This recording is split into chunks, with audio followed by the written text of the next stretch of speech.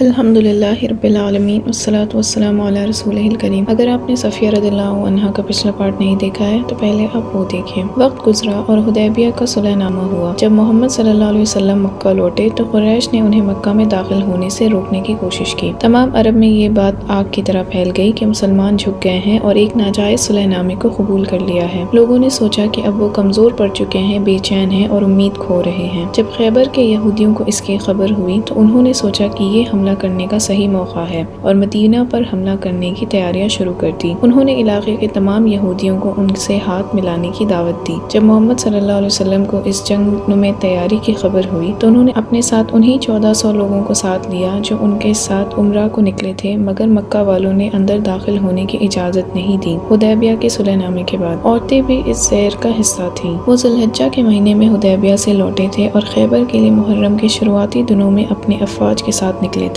جب انہوں نے خیبر کو پہلی دفعہ دیکھا تو اپنی افواج کو رکنے کا اشارہ کیا اور ہاتھ اٹھا کر اللہ تعالیٰ سے دعا کرنے لگے۔ جب بھی وہ سفر کرتے تھے تو یہ ان کی عادت تھی کہ شہر پر جب ان کی پہلی نظر پڑے تو وہ یہ دعا کیا کرتے تھے: اللهم رب السماوات السبع وما أضلن ورب الأراضين السبع وما أقلن ورب الشياطين وما أضلن ورب الرياح وما ذرين أسألك خير هذه القرية وخير أهلها وخير ما فيها وأعوذ بك من شرها وشر أهلها وشر ما فيها۔